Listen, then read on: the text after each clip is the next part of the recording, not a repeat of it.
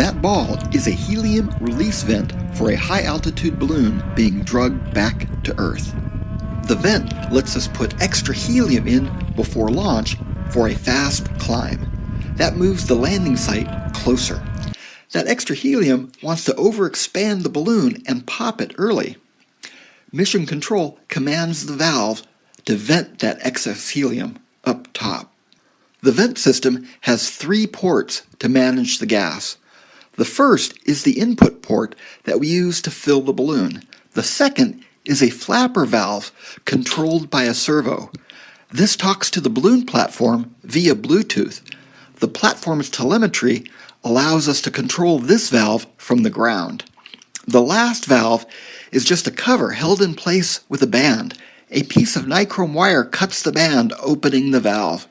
It is controlled by an onboard timer. This will terminate the flight should the platform lose contact with the ground. We vent helium near peak altitude, letting the balloon get higher before popping. It stays attached to the balloon after burst to be used again.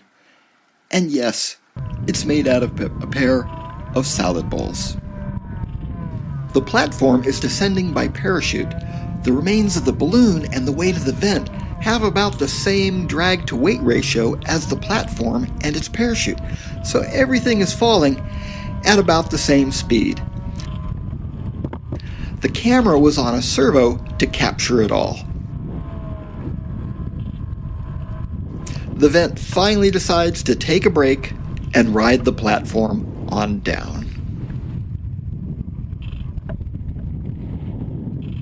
JP Aerospace, America's other space program.